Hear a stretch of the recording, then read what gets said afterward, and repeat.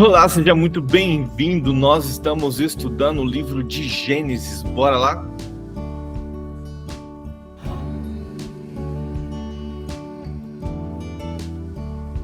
Pai nosso, que estais no céu, santo, santo, santo é o teu nome. Venha, Pai, com o teu reino e que a sua vontade seja soberana sobre as nossas vidas, porque tu és maravilhoso. Tu és o único digno de todo louvor. Se o louvor não for para ti, não adianta louvá-lo. Santo é o Senhor, digno de toda honra e de toda glória. Tu és maravilhoso. Obrigado por tudo. Obrigado pelo teu cuidado, obrigado pelo teu amor. Obrigado pela graça que o Senhor tem derramado sobre as nossas vidas. Obrigado pela misericórdia do Senhor que se renovou mais uma manhã sobre nós. Louvado e exaltado seja teu nome, Pai. Obrigado pelo desejo de te buscar e de te conhecer e aprender cada vez mais da sua palavra. Obrigado pelo que o Senhor tem feito a nós. Louvado e exaltado seja o Senhor. Espírito Santo, nós clamamos nesta manhã, vem falar aos nossos corações. Vem ministrar aos nossos corações, que possamos ser tocados pelo teu Santo Espírito e possamos ser transformados para que possamos atingir maturidade, Pai, diante do Senhor. Assim como Abraão, ao ponto de já nem mais questionar, mas simplesmente obedecer. É maravilhoso, Senhor, quando nos aprofundamos e começamos a compreender a tua palavra, que tudo tem a ver com obediência, com estar sensível a ti, ouvir a tua voz e obedecer. Louvado, exaltado e engrandecido seja teu nome, Senhor. E que tudo, Senhor, seja para a honra e para a glória do teu santo nome. Espírito Santo, derrama sobre nossas vidas os teus dons, conforme a tua vontade e o teu querer e a necessidade para nós, Pai.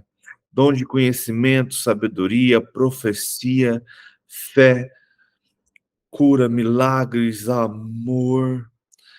Dom, Senhor, de discernimento de espíritos, como nesses dias precisamos disso, Pai, para discernir a letra de uma música, para discernir a palavra de um profeta, para discernir a palavra de um pastor ou até de um falso Cristo, Senhor. Dai-nos sabedoria, dai-nos discernimento de espírito, para que possamos ser como ovelhas que ouvem a voz do seu pastor. E que tudo isso seja para a glória do teu santo nome, para que o reino seja engrandecido e para que o Senhor seja exaltado. Perdoa, Senhor, os nossos pecados e nos ensina, Senhor, a perdoar aqueles que têm nos ofendido e nos perseguido, Senhor. Perdoa, Senhor, muitas vezes nossos olhares, falar, muitas vezes nossos atos, Pai, os nossos movimentos que, em vez de glorificar o seu nome, tem sim afastado as pessoas de ti, Pai. Tem misericórdia das nossas vidas, Pai, e nos ensina a viver uma vida cada vez mais na sua presença e cada vez mais cheio do teu Espírito, para a honra e para a glória do teu santo nome, para que o Senhor seja exaltado hoje e sempre. Te peço, Senhor, pela nossa nação, que o Senhor venha estar despertando o seu povo, despertando a sua igreja para um desejo de buscá-lo, de orar, de estar cada vez mais mergulhado profundamente na tua presença. Não me importa se eles vão buscar agora às 5 da manhã, às 3, às 2, meia-noite, 9, 8, mas que tirem, Pai, um tempo para buscá-lo verdadeiramente. Chega, Senhor, de uma igreja que fica dando desculpas ou então que fica colocando sobre toda a liderança a responsabilidade de estudar a tua palavra ou de buscar ao Senhor, Pai. A responsabilidade é de cada um. Todos nós somos membros de um corpo e todos nós temos que fazer a nossa parte para que este corpo funcione muito bem, Pai. Como muitos pregadores dizem, se tem uma parte do corpo falhando, o corpo inteiro sente, Pai. Então, tem misericórdia, Pai, e comece a despertar a tua igreja. Comece um movimento na tua igreja para que eles realmente venham buscar ao Senhor, buscar uma vida transformada, uma vida de santificação, uma vida de busca, de conhecimento, para que o seu nome seja glorificado através dessas vidas. E que tudo isso aconteça, Senhor, para a honra e para a glória do teu santo nome, Pai. Para que o Senhor seja exaltado. Seja, Senhor, com os nossos governantes. Que a sua misericórdia, que a sua justiça seja sobre o povo e que os governantes, Pai, aprendam a dirigir segundo a sua vontade e o teu querer.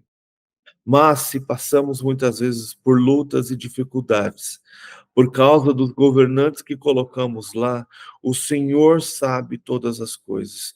E a gente sabe também que isso pode ser uma maneira de despertar a sua igreja.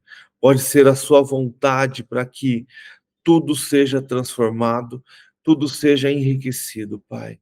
Então, abre os nossos olhos, Pai.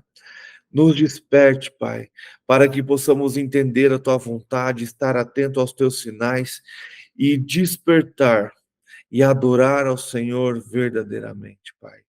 Traga paz para Jerusalém, traga paz para o Oriente Médio, traga paz para o mundo, Pai. Quantos lugares além dali está em guerra, está em conflito, Pai. Eu sei que é necessário que muito mais aconteça, que chegue ao ápice, para que a maldade seja revelada, Pai, mas que o Senhor use então esses momentos para a transformação de povos, para a conversão de povos, para que a sua paz traga transformação à igreja e traga revelação aos povos através do teu Espírito, para que todo o Oriente Médio reconheça Jesus como Messias, para que o povo judeu possa ver que Yeshua é o Messias e se entregar verdadeiramente a Ele, para a honra e para a glória do teu santo nome. Esteja nos preparando para esses dias, esteja nos erguendo, Pai, esteja nos mostrando cada vez mais os teus sinais e que estejamos atentos a isso, Pai. E que estejamos, Pai, como um soldado preparado para tudo o que vier, para a honra e para a glória do teu santo nome, Pai. Para o louvor do teu santo nome, Senhor, porque só o Senhor é digno de todo louvor e de toda adoração, porque teu é o reino, o poder e a glória para todos sempre. Em nome de Jesus. Amém. Amém. Bom dia, dona Leonilda. Bom dia a todos aí. Bom dia. Bom dia. Bom dia. Eu acho bem interessante, né? Porque a palavra diz para a gente pedir paz para Jerusalém. A gente não sabe qual é a volta real de Cristo, se já é agora, daqui 30, 100 anos, não sabemos. A Bíblia não nos diz, mas ela nos deixa claro os sinais, e como a gente tem visto isso, né? Então, quando eu peço paz para Jerusalém, no meu coração queima a volta de Cristo, sabe? E sabendo que esta paz pode ser a última paz, a última falsa paz, o último falso momento para que, eu posso dizer, para que o estopim do final esteja aceso, sabe? E isso, assim, ao mesmo tempo que aquece o meu coração sabendo pela volta, também me aterroriza pelas coisas que vão acontecer. Então é por isso que cada vez mais, não importando se isso vai ser daqui 2, 10, 20, 30 anos, mas precisamos estar cada vez mais firmados e apegados ao Senhor. Porque afinal de contas, como a gente já disse, né? Para qualquer um de nós pode ser a qualquer momento. A qualquer momento podemos, a morte pode nos alcançar, né? E assim, neste momento, precisamos estar firmados no Senhor. É aquele ditado: como o Senhor nos encontrará? Ou na morte ou no arrebatamento, como ele nos encontrará. Então, como não sabemos a que momento iremos morrer, não sabemos se estaremos vivos até o arrebatamento ou se Deus vai nos retirar antes, através da morte, então precisamos estar o tempo todo firmados e preparados nos braços do Senhor. Então, bora lá, a gente está lendo o livro de Gênesis. Ontem a gente leu o capítulo 26, que foi a história se repetindo, né? A gente vê então Isaac cometendo o mesmo erro de seu pai Abraão, colocando sua esposa em situação ali de perigo, e ele chega a tomar um ralo ali do rei Abimeleque, né? Fala: cara, o que você fez? Você tá maluco? Você é, você já pensou que por esse seu ato qualquer homem poderia ter deitado com sua mulher? Então, que loucura isso que você fez. Esse seu medo aí da morte poderia ter causado muito mais morte do que você está imaginando.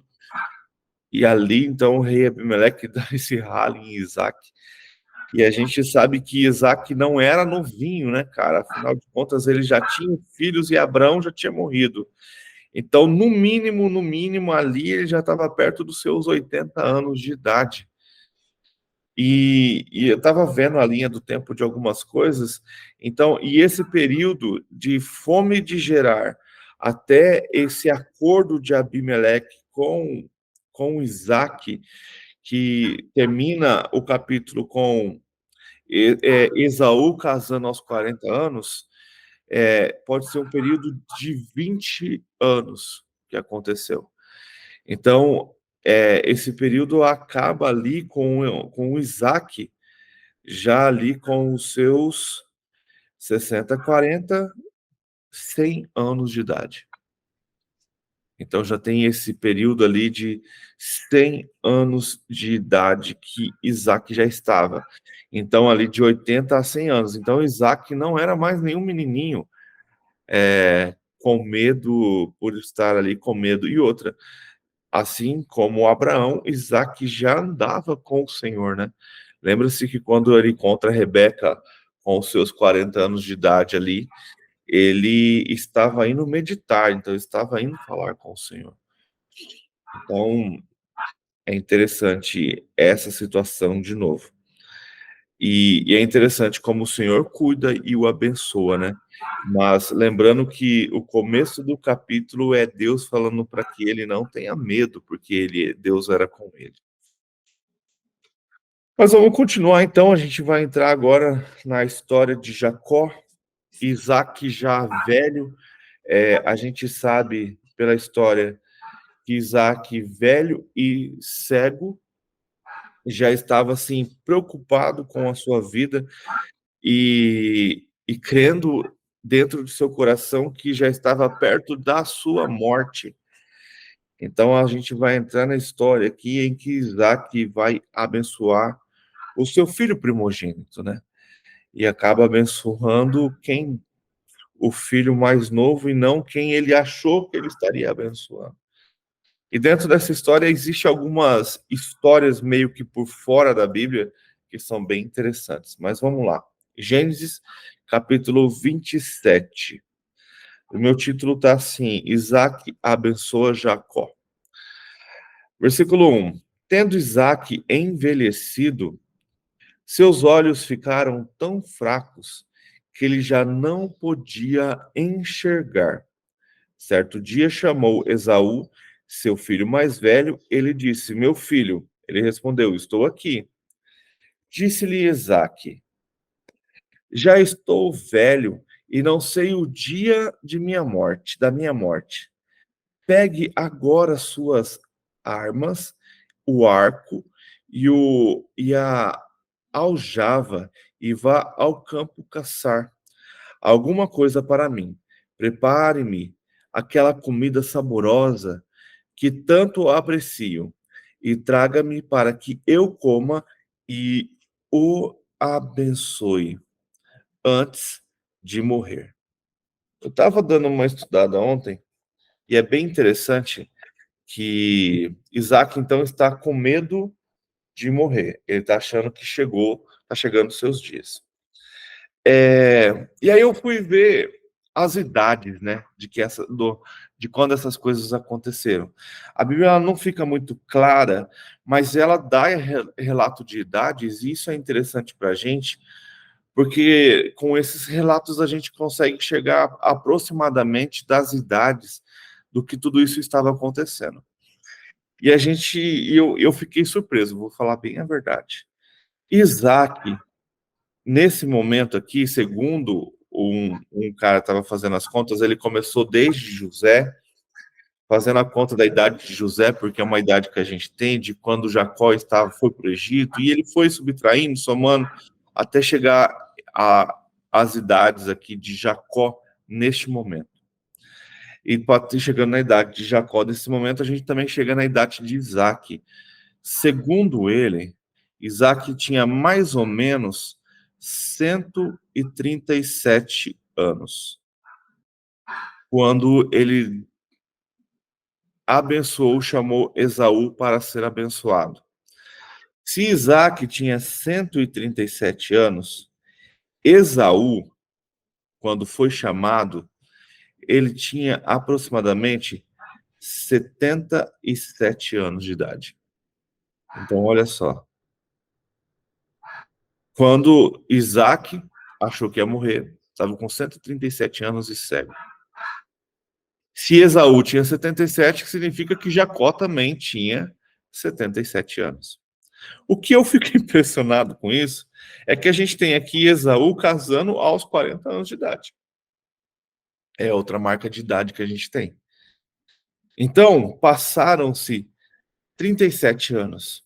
E a gente tem, assim, mais ou menos uma ideia de que o momento ali de Gênesis 25, que quando Esaú despreza o seu direito de filho mais velho, é mais ou menos ali, ele tinha entre 20 e 30 anos de idade. É nesse período ali de seca, né? Que provavelmente ali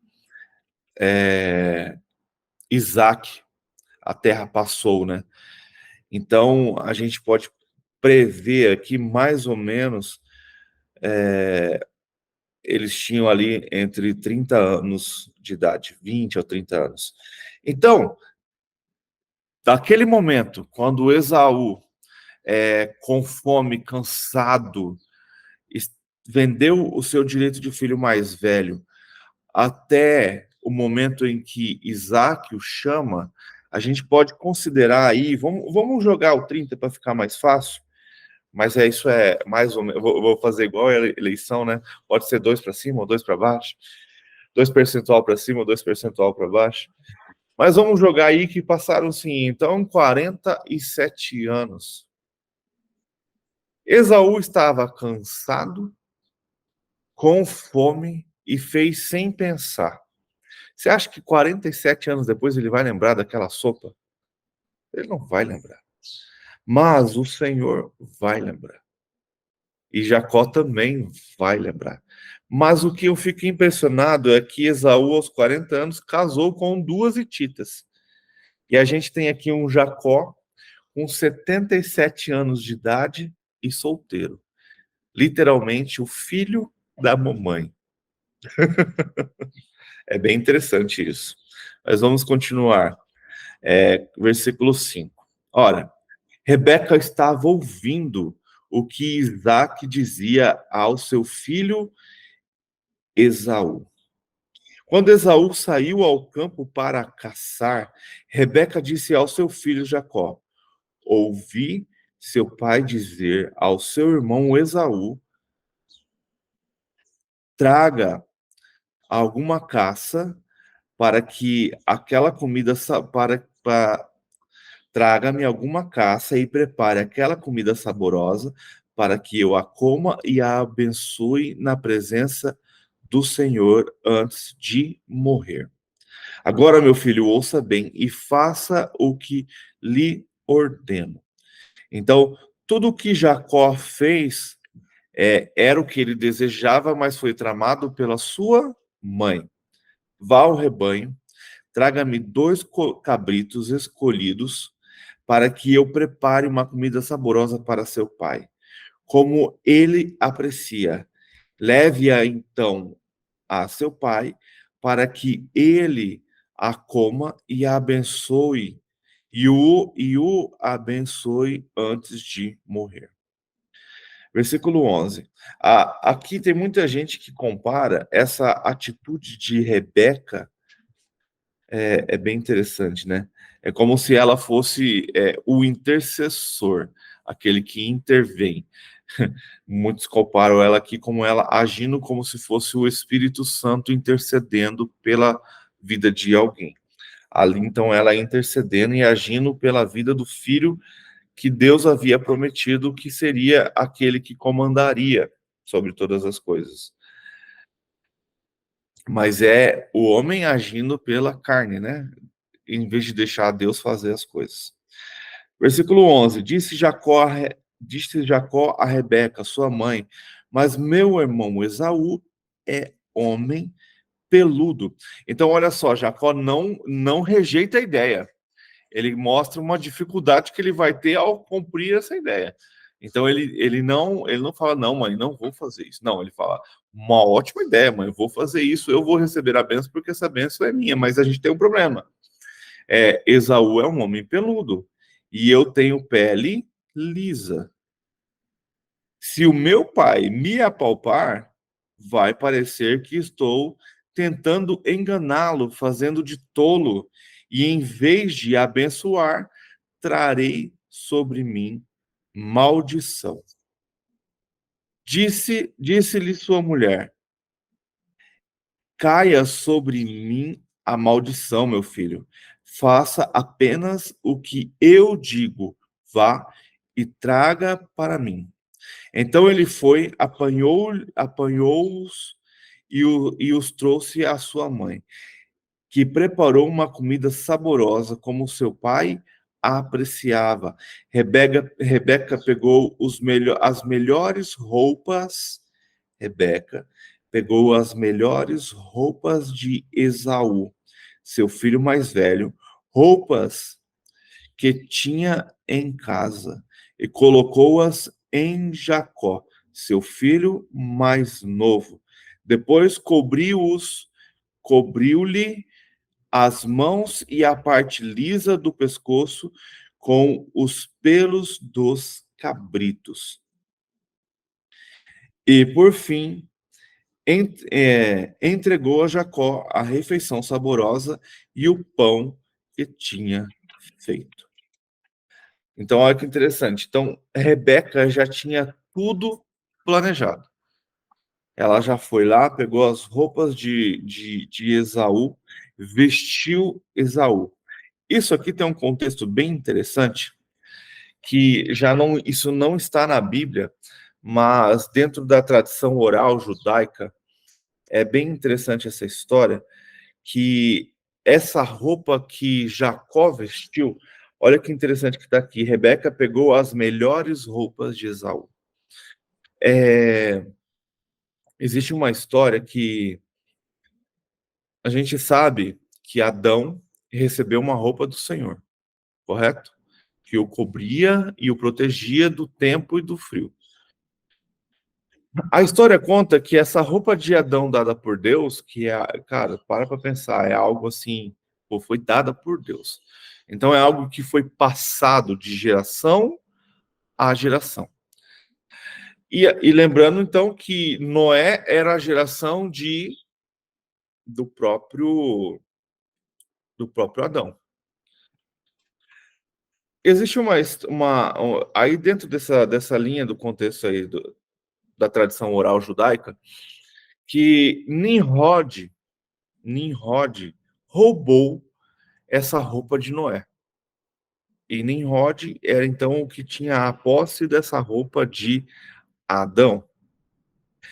E que no futuro, Nimrod já de idade, Esaú faz a mesma coisa. Ele vai lá e rouba essa roupa de Adão de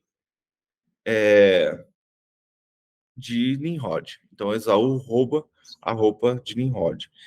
E aí, dentro dessa tradição oral, essa roupa que Rebeca veste Jacó é a roupa que Deus deu a Adão, que é a mesma roupa que no futuro Jacó vai usar para fazer a capa e dar a José. Então é bem interessante essa ideia de contexto, né? Não é bíblico, não está na Bíblia, mas está dentro dessa tradição oral de que de que essa roupa então que Rebeca veste Jacó, que era de Esaú, pode ter sido a roupa, a pele que Deus dá para Adão quando eles são expulsos do jardim. Continuando, então. 18. Ele se dirigiu ao seu pai e disse: Meu pai. Respondeu ele: Sim, meu filho. Quem é você? Jacó disse a seu pai: Sou Esaú, seu filho mais velho. Nossa. Fiz como o Senhor me disse, agora assenta-se e coma do que cacei para que me abençoe. Isaque perguntou ao filho: Como encontrou a caça tão depressa, meu filho? Ele respondeu: o Senhor, o seu Deus, a colocou no meu caminho. Então Isaque disse a Jacó: Chegue mais perto, meu filho, para que eu possa apalpá-lo e saber se você é realmente meu filho Esaú. Então Isaque já estava desconfiado, afinal de contas você não consegue enganar a voz, né? Jacó aproximou-se de seu pai Isaque, que o apalpou e disse: A voz é de Jacó, mas os braços são de Esaú. Não o reconheceu, pois seus braços estavam peludos, como os de Esaú, seu irmão, e o abençoou. Isaque perguntou-lhe outra vez: Você é mesmo meu filho Esaú? E ele respondeu: Sou. Então lhe disse: Meu filho, traga-me a sua caça para que eu coma e o abençoe. Jacó trouxe seu pai, Jacó a trouxe, seu pai comeu, também trouxe vinho e ele bebeu. Então seu pai, Isaque, lhe disse: Venha cá, meu filho. Dei-me um beijo. Ele se aproximou e o beijou. Quando sentiu o cheiro de suas roupas, Isaque o abençoou, dizendo: Ah, o cheiro de meu filho é como o cheiro de um campo que o Senhor abençoou. Que Deus lhe conceda o céu, o orvalho, e da terra a riqueza, com muito cereal e muito vinho. Que as nações o sirvam e os povos se curvem diante de você. Seja o Senhor dos seus irmãos, e curvem-se diante de você os filhos de sua mãe. Malditos sejam os que o amaldiçoarem, e benditos sejam os que o abençoarem.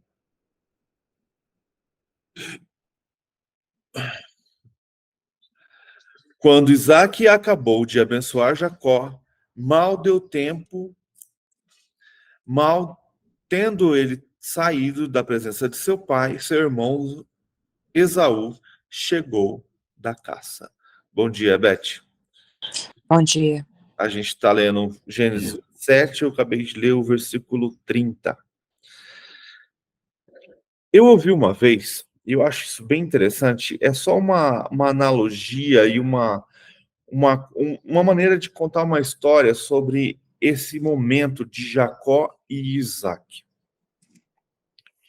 Esse pregador, então, ele usou uma analogia de como Deus nos abençoa, usando essa alusão. E é bem interessante porque nós somos abençoados por Deus por causa de Jesus, correto?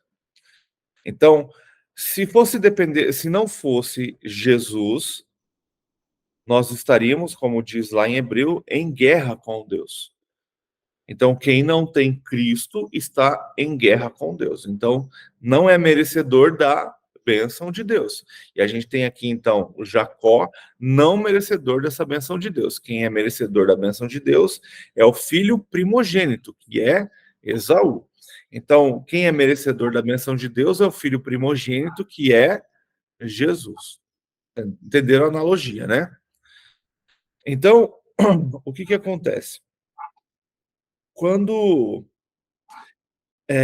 esse pregador usou essa analogia, que eu achei bem interessante, quando nos aproximamos do Senhor para pedir a bênção, para pedir qualquer bênção, nós a pedimos ela em nome de Jesus, certo? Então é como se através de Jesus nós nos tornássemos dignos da bênção do Senhor. Então, como pecadores, nós não somos dignos de chegar ao Pai, mas hoje somos por causa do sangue de Jesus que nos limpa e nos purifica. Olha que legal. Ele usou essa mensagem como se, para que nós pedíssemos a bênção de Deus, nós nos revestimos de Jesus. Mas ainda temos a voz nossa, ainda temos os nossos jeitos.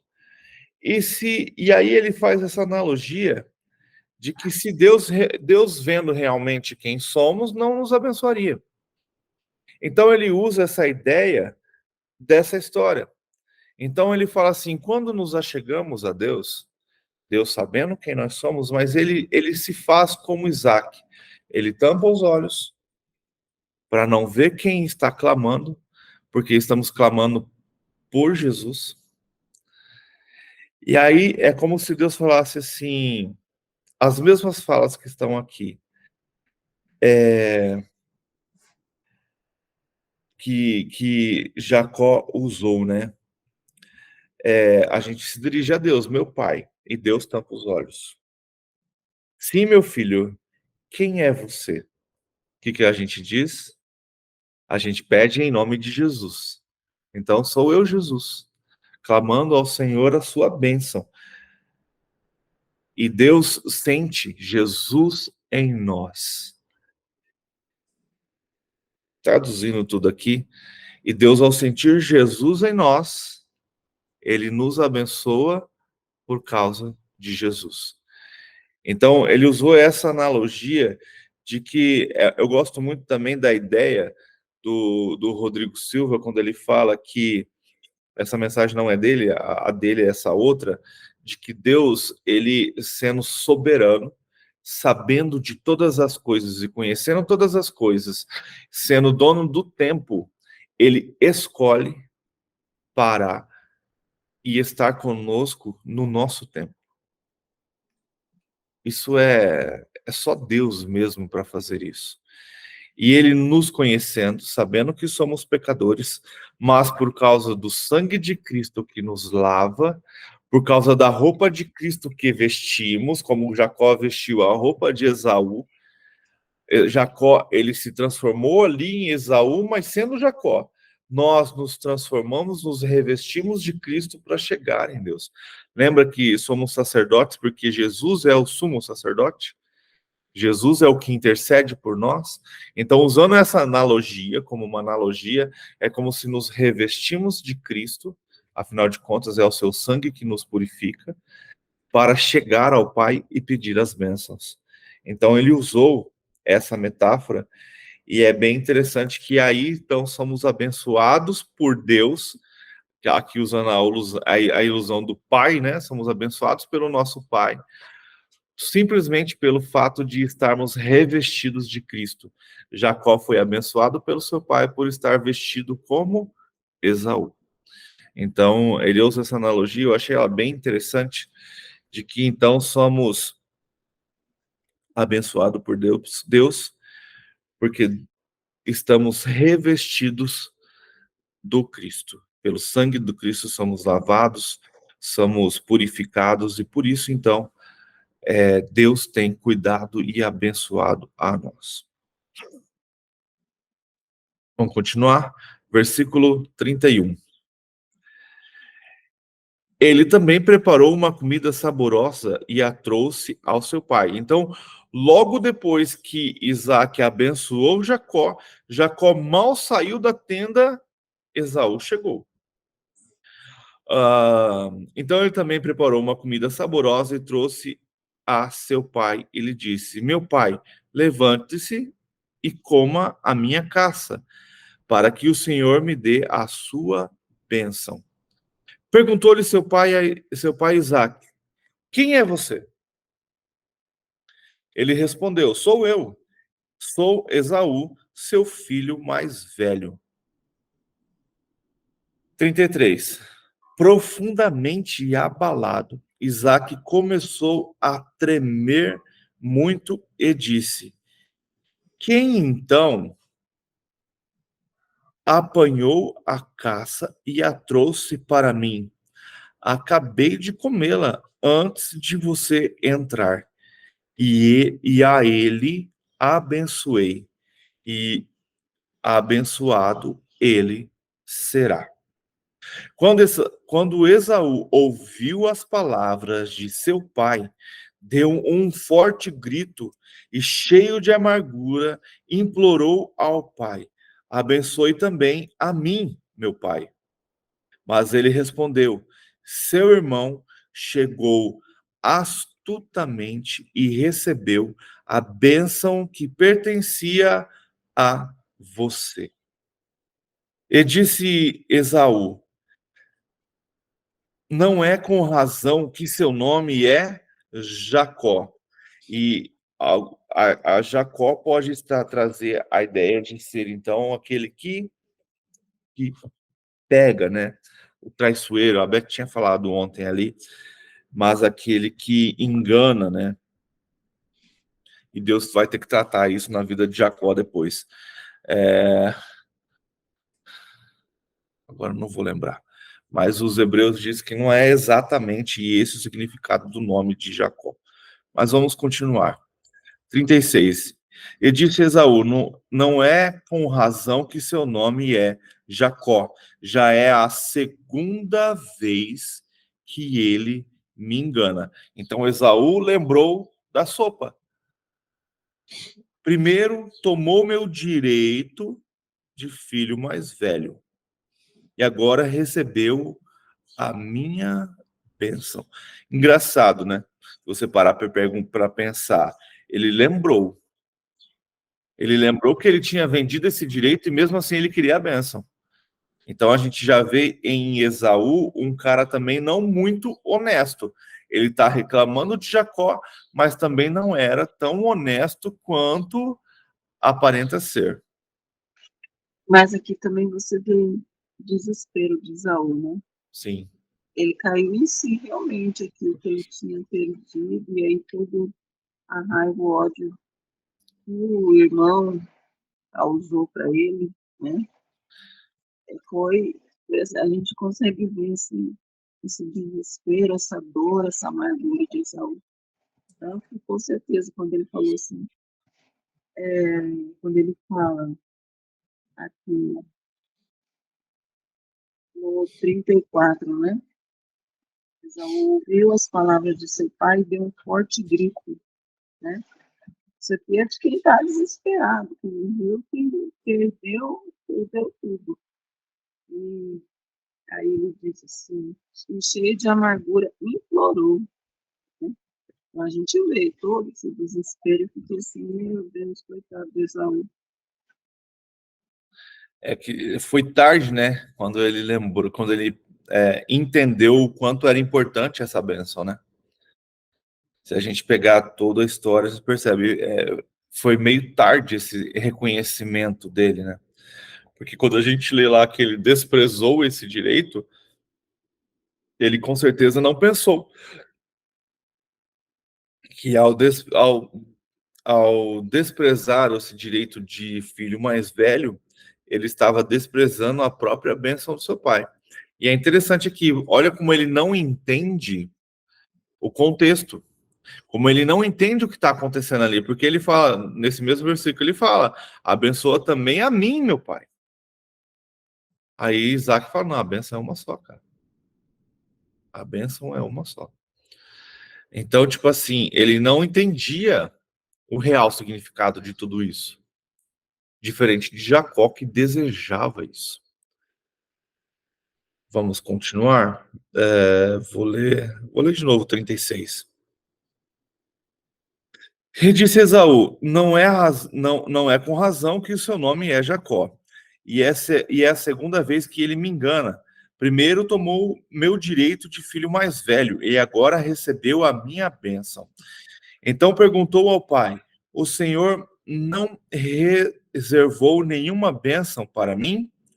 Isaque respondeu a Esaú: eu o constituí senhor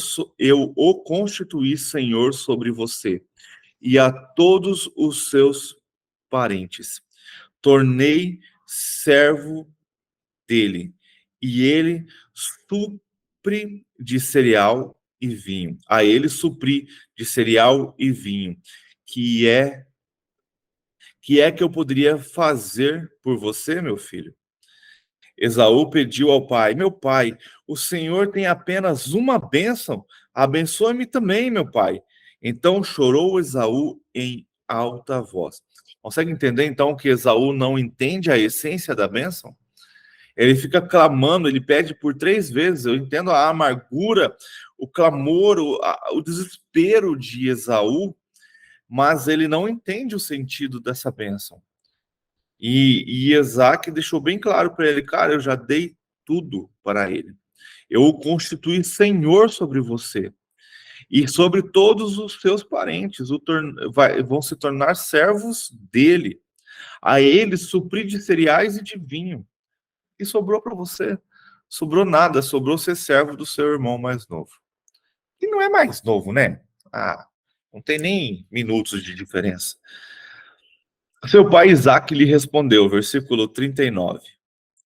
Sua habitação, aí, cara, ele não dá bênção, mas ele dá quase que uma maldição para a vida de. Para Esaú, ele recebe isso como uma maldição, né? Isaac lhe respondeu: sua habitação será longe das terras férteis, distante do orvalho que desce do alto céu. Você viverá por sua espada e servirá a seu irmão. Mas quando você não suportar mais, arrancará o pescoço, arrancará do pescoço o jugo. Olha que interessante. Isaac deixa bem claro para Esaú que é a ira dele que vai causar dor a ele. Ele fala: ó, sua habitação será longe das terras férteis, distante do orvalho que desce do alto céu. Você viverá por sua espada e servirá ao seu irmão. Mas quando você não suportar mais, você arrancará do pescoço o jugo. Que jugo, Ed? Esse jugo que acabou de receber. Esse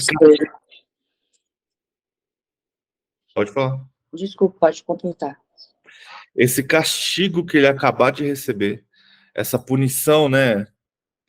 Sem querer receber, ele recebe essa punição. Mas Esaú deve ter percebido sua lamentação e a sua ira, e conhecendo o seu filho, ele lança isso sobre ele, mas ele dá a solução. mas essa solução vai depender completamente de Esaú.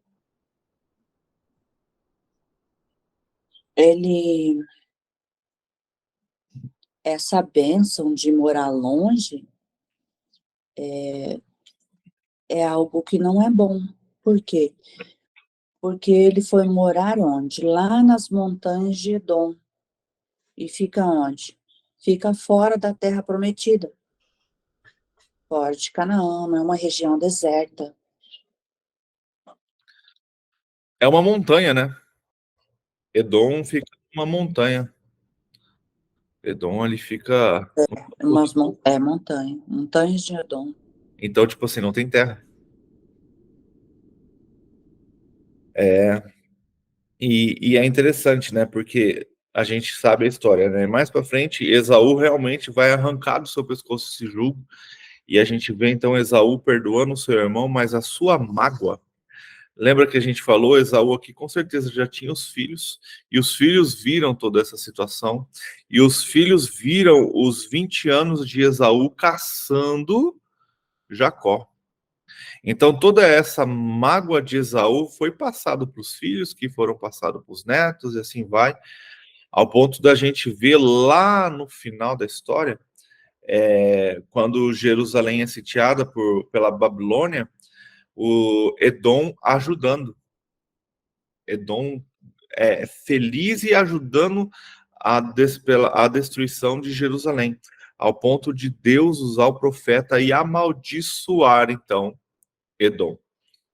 E a gente sabe que o último edonita que morreu foi, se eu não me engano, acho que é aquele que mandou matar as crianças na época quando Jesus nasceu. Esqueci o nome dele. Herodes? Acho que é Herodes, né? Mas eles eram os últimos descendentes de Edom. Então, a Bíblia fala que os edonitas seriam exterminados. E eles foram. Versículo 41. A fuga de Jacó. Esaú guardou rancor contra Jacó por causa da bênção que seu pai lhe dera, e disse a si mesmo: os dias de luto pela morte de meu pai estão próximos. Então matarei meu irmão Jacó. Olha aí como ele está revelando a sua natureza. Sim. Então, ele passou a odiar Jacó não por causa da astúcia do irmão, mas sim por causa da bênção. Compreende? É como hoje, muita gente não quer Jesus, ele quer a bênção, ele quer a prosperidade, não quer o Senhor da bênção. Então, tem muita gente vindo dessa nação aí, né? Sim. E olha, mas convenhamos também que Jacó não ganhou assim de uma forma muito Eu não verdadeira, né? compreendi, Fabiana, já estou surda, o que é? ele não ganhou a bênção de uma maneira honesta, né? Não foi de maneira honesta que ele recebeu. E acredito que também não foi da maneira com que Deus desejava. Que a gente vê que nessa situação toda não tem a presença de Deus agindo. É que ao desejar matar seu irmão, né, Esaú deixa claro que é o povo que ele pertencia. Sim, que o coração dele desde quando ele desprezou a bênção, né? A gente percebe que Esaú não era muito ligado a Deus, né? Diferente de Jacó. Mas a gente vê então aqui é bem interessante essa frase, que Esaú ele faz uma promessa a Jacó. Ele fala: Esaú guardou rancor contra Jacó por causa da bênção que seu pai lhe dera. E olha o que ele disse: os dias de luto pela morte de meu pai estão próximos. Então ele acredita, assim como Isaac acreditava que já estava perto da sua morte, Esaú também estava vendo que seu pai estava perto de morrer. Então ele falou: depois que passarem os dias de luto de meu pai, então matarei meu irmão Jacó. E isso é bem interessante, porque olha só. Vamos continuar, 42. quando contaram a Rebeca que seu filho Esaú dissera, ela mandou Jacó, seu filho mais novo, e lhe disse: Esaú está se consolando com a ideia de matá-lo. Ouça, pois, o que lhe digo, meu filho. Fuja imediatamente para a casa de meu irmão Labão, em Harã. Fique com ele algum tempo, até que passe o furor de seu irmão. Quando seu irmão não estiver mais irado contra você e esquecer o que você lhe fez, mandarei buscá-lo, porque perderia eu você, porque perderia eu vocês dois num só dia. Entendi. Porque perderia eu vocês dois num só dia. Então Rebeca disse a Isaque: Estou desgostosa da vida por causa destas mulheres hititas. Se Jacó escolher esposa entre as mulheres dessa terra, entre mulheres hititas como estas, perderei a razão de viver. Então, Raquel, ao descobrir o plano de Esaú, lembra-se, a gente não sabe quando as pessoas vão morrer, mas ao descobrir o plano de Esaú, ela já pega Jacó e manda ele embora, para que ao Isaac morrer, o seu irmão não cometa o que ele prometeu. E é bem interessante, quando eu destaquei essa promessa de Esaú, que ele só mataria Jacó quando seu pai morresse. Isaac morre com 180 anos. A gente viu ali, segundo as contas que eu falei para vocês que eu estava vendo ontem, num cara fazendo, que provavelmente essa briga pela bênção aconteceu quando Isaac tinha 137 anos, né? E ali seu Esaú e Jacó tinha 77. Então, a gente sabe que Jacó foi para Harã, né? E lá ele viveu 7 anos trabalhando para Labão por uma das esposas, por Raquel, que foi enganado. Então ele viveu mais 7 anos de trabalho, de novo por Raquel, né? Ele trabalhou 14 anos pela mesma esposa, né? Se você parar para pensar, mas casou com as duas. Depois desses 7 anos, 14 anos depois, então, logo depois que José nasce, Jacó fala para Labão que quer ir embora, que ele já pagou o preço e precisa ir embora. Mas Labão engana Jacó e faz um negócio com Jacó, que a gente vai ver isso para frente também.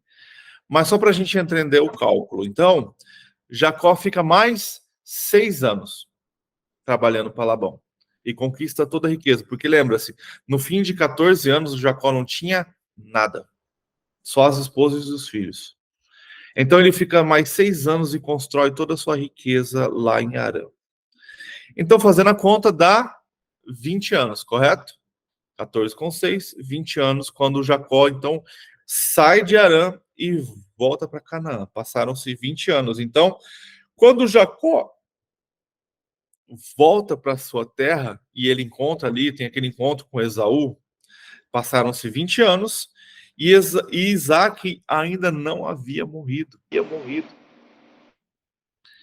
Isaac estava ali com, segundo essas contas, 157 anos. Para a gente ter uma ideia, quando Isaac morre aos 180 anos, José já tinha sido mandado ao Egito. Então, tanto Jacó quanto Isaac viveram o luto, né? Porque eles acreditaram que José tinha morrido, viveram o luto do seu filho primogênito com a Raquel. Então é bem interessante. Então, essa promessa de Esaú não se cumpre, porque passam-se 20 anos, Jacó volta e Isaac ainda está vivo. O luto não foi vivido. Só que também esses 20 anos trata o quê? O coração de Esaú. Ele tira o jugo do seu pescoço, que foi o que Isaac falou que ia acontecer. Quando você não suportar mais, arrancará do pescoço o jugo, isso que é pesado sobre você. E aí a gente vai ver lá na frente, né? Esaú, então, recebendo Jacó. E sabe o que é interessante? Que Esaú prospera também. Ele mesmo fala, cara, eu não preciso das suas coisas. Mesmo Jacó dá de presente um monte de coisa para Esaú, mas Esaú deixa bem claro, olha, eu não preciso, eu também prosperei. Eu também tenho riquezas, eu também tenho coisas. A gente sabe que Esaú, ele casa, na verdade, ali com 4 mulheres. Então, assim, igual Jacó acaba fazendo também, né? Casa com 2 e tem mais 2 concubinas. E a gente vê, então, é interessante, eu estava vendo essa questão das idades, porque eu queria descobrir uma outra coisa. Mas é interessante você perceber, então, através dos cálculos, né? Se a Bíblia não quisesse que a gente somasse, não mostraria as idades das pessoas quando elas morrem. E nem falaria as idades, né? Não seria necessário.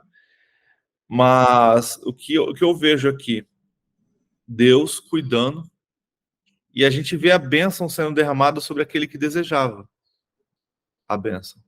Mesmo com o engano, mesmo sendo enganando e enganando seu pai. E é muito legal porque a gente sabe que Deus vai tratar isso depois na vida de Jacó, até trocando o seu nome para Israel. E sabe o que é interessante? Eu já estou avançando lá, né? Provavelmente lá eu vou lembrar disso de novo, vou contar de novo, mas quando Deus fala com Abraão, Deus troca o nome de Abrão para Abraão e troca o nome de Sarai para Sara. Desde este momento, não se chama mais Abrão de Abrão.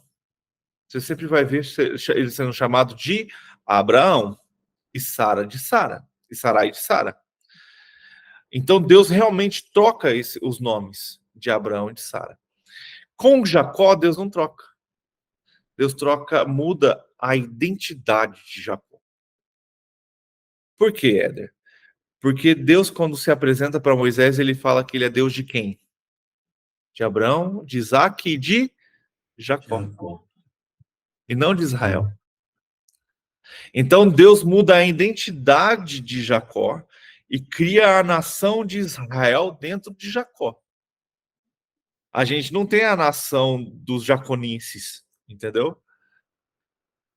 E também acaba mudando, também eles já não são mais ali quando eles entram nas terras de Canaã, também já não são mais o povo hebreu. Eles viram os israelenses. Porque são descendentes de quem? De Israel. Mas até o fim, cara, até o fim, quando a gente terminar Gênesis, que a gente vai ver ali a morte de Jacó, vai falar sobre quem? A morte de Jacó. A bênção de Jacó sobre os filhos de José. Então, Deus não troca o nome dele. Ele continua sendo Jacó. Mas Deus troca a sua identidade, porque este nome de Jacó trazia um peso para ele por causa das palavras de seu irmão.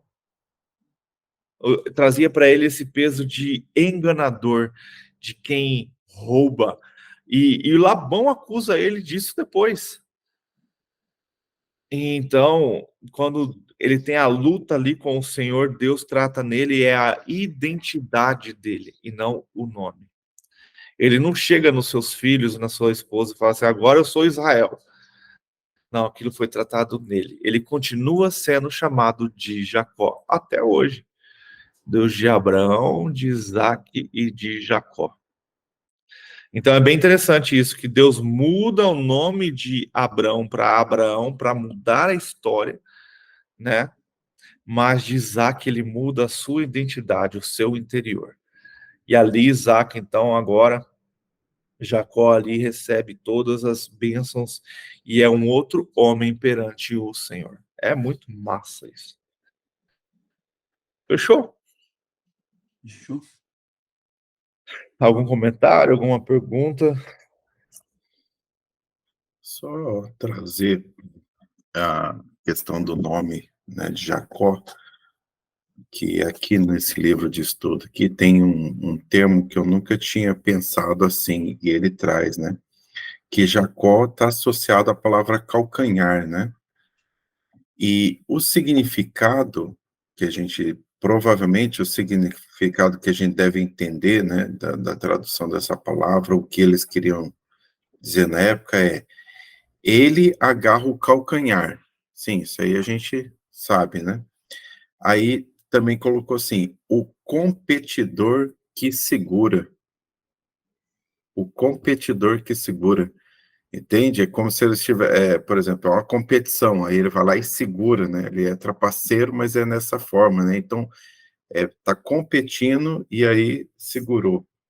Então, então não é uma questão assim de trapaça, de coisa, não que a trapaça seja boa, né? Mas não é algo assim, como é que eu posso explicar? Eu acho que esse autor aí quis amenizar a situação do cara, eu não concordo com ele, não. Então, ele colocando dessa forma, parece que é algo assim, ó, que no ato de estar competindo, aí, né, tem ele segura, né? Ele segura para que o outro não ganhe, para que não chegue na frente, né? Então, com essa palavra, ele realmente ele tem isso aí que a Beth falou, ele dá uma amenizada na situação ali. Ele tira aquele peso que muitas vezes é trazido de que, ele não presta, ele era uma pessoa ruim, ele era um enganador nato, entende? Se eu encontrasse esse autor, eu ia falar para ele, então quer dizer que a cobra pega no meu calcanhar porque ela quer ganhar de mim na corrida? Mas é interessante. E aí ele finaliza assim, depois de algumas, ele coloca o seguinte, que como ocorre frequentemente em Gênesis, esse novo passo adiante na história da salvação é contrastado com um comportamento inescrupuloso dos patriarcas envolvidos. Uma vez mais, é a misericórdia de Deus e não o mérito humano que é a derradeira esperança de redenção. Então, só mesmo pela misericórdia do Senhor, porque nós, seres humanos, temos as nossas falhas, né? Mas é interessante, ó. Se a gente pegar Deus sendo onisciente, né? Sabendo de todas as coisas, ele já prometeu para Raquel que isso ia acontecer. A gente já vê que isso, a gente sabia que isso já era claro para Raquel que em algum momento isso iria acontecer. O problema que eu vejo aqui é que de novo as histórias elas vão se repetindo de maneiras diferentes, mas vão se repetindo. A gente vê Sara entregando Agar para poder fazer com que as promessas de Deus acelerem, né? Não aconteçam no tempo certo, vamos colocar dessa forma. A gente vê aqui, então, Rebeca dando um jeitinho para que essa bênção de Deus também acelere. A gente não vê, quando Sarai entrega Agar a Abrão, a gente não vê a presença de Deus. Assim como a gente não vê aqui, quando Jacó é abençoado por Isaac, a manifestação de Deus. A gente está vendo os homens tomando decisões. Isaac achou que ia morrer, mas ninguém falou que estava na hora dele morrer. Ao ponto que ele ainda vive aí quase 50 anos depois Tem, de achar que eu ia morrer. e tem um detalhe que, na época, quando estava chegando ao leito de morte, o patriarca chamava todos os filhos. para abençoá-los, né? E, claro, ao primogênito dá a bênção de seguir com Herança. isso. E Isaac não faz isso. Ele, pressentindo, ele chama o filho preferido, Sim. só em particular. Então, assim, ele também não agiu com clareza, né, da forma correta. Então, ele tinha essa questão, era o preferidinho de um e o outro era o preferidinho da outra. Então, criou-se essa situação, né? Viu que não estava muito, ali não, realmente não tinha a presença de Deus ali, nesse contexto, neste momento, né? É. Bem isso mesmo. E é bem interessante, a Bíblia ela não vai deixar isso claro, não lembro se fala, deixa isso claro, mas eu acredito que neste momento, é sarcástico falar isso, mas é como se neste momento os olhos de Isaac se abrissem. Eu acredito que neste momento ele reconhece quem é realmente seu filho Esaú. Que até então Esaú era seu preferido, seu filho amado, seu filho querido. Ele ia abençoar o seu filho mais velho, um caçador, aquele que vai ser dono de tudo o que eu tenho, aquele que vai receber as bênçãos do Senhor. Mas a gente já vem aqui, ó, no capítulo anterior, a gente já vê, Deus já vai nos preparando de quem realmente é Esaú. Porque ele fala ali, ó, no final do capítulo 26, ele termina assim. Tinha os dois últimos versículos, né? Que Esaú, aos 40 anos, escolheu por mulher Judite, filha de Beri, o Etita, e também Besamate. Então, Esaú, ao mesmo tempo, casou com duas Etitas. E aí o versículo 35 fala o quê? Elas amarguraram a vida de Isaac e de Rebeca. Duas cananeias e duas hititas, né? Judite, ai, como que é o nome da outra, ó? Basemate. Duas hititas. Então, tipo assim, cara, a Bíblia já vai nos mostrando, ó, Esaú não é... E quando ele despreza, então, lá, a bênção, né, o direito, e aí, só que Isaac não vê isso. Mesmo acontecendo essas coisas, Isaac está ali cego ao seu filho mais velho. Afinal de contas, pô, Esaú devia ser um cara forte, né, cara? Devia ser um cara ali, um grande caçador, devia ser influente ali. E Jacó já não, Jacó era o filhinho da mamãe, que ficava na cozinha, que cuidava das ovelhas. Mas essa cegueira de Jacó aí já é o agir de Deus, sabia? De Isaac, né? E acho que Jacó foi o escolhido mesmo, porque ele buscava Não, o tempo todo. Jacó é o escolhido desde o ventre da sua mãe, né? É porque ele foi ensinado, eu vejo de uma forma que o Isaac, tudo que ele ensinou para um filho, ele ensinava para o outro, só que acho que o outro não prestava muita atenção, nunca estava assim presente perto do pai, às vezes saía para brincar. E toda criança teve aquela fase de tomar banho de rio, brincar, sair com os colegas para caçar e o outro ficar mais próximo do pai.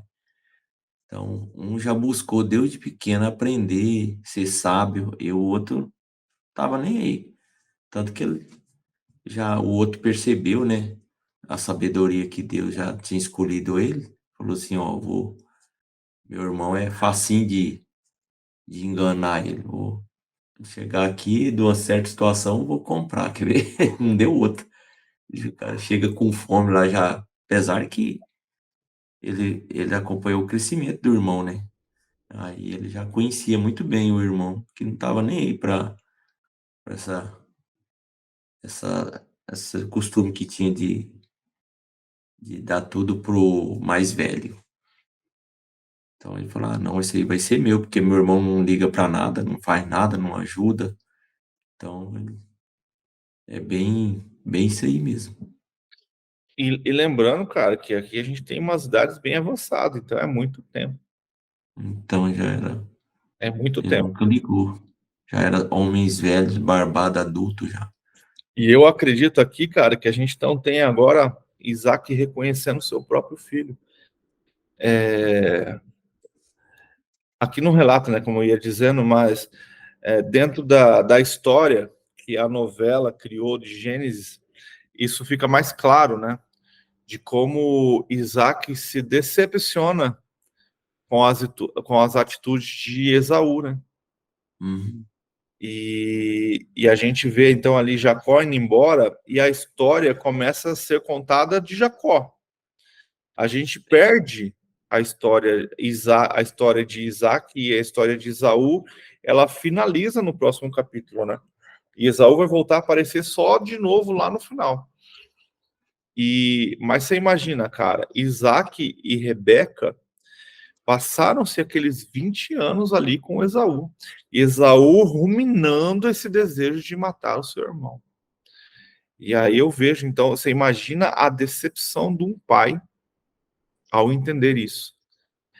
E é bem interessante que traz essa ideia, né, de que Isaac entendeu qual era a real vontade de Deus quando abençoou Jacó.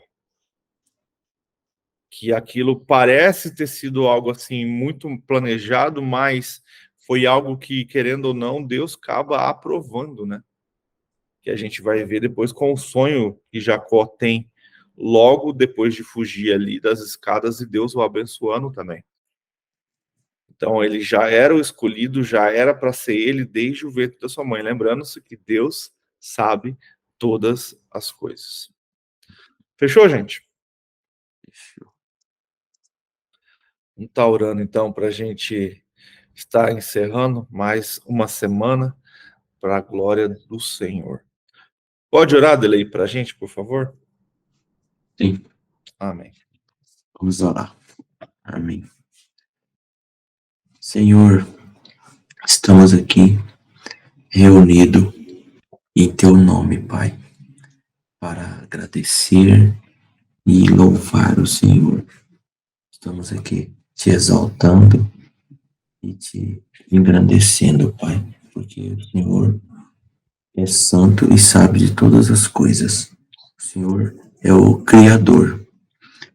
E obrigado, Pai, pela oportunidade de estar aqui aprendendo, lendo, estudando e aprendendo um pouco de Ti, Pai, da Tua palavra, dos Seus mandamentos, das Suas leis.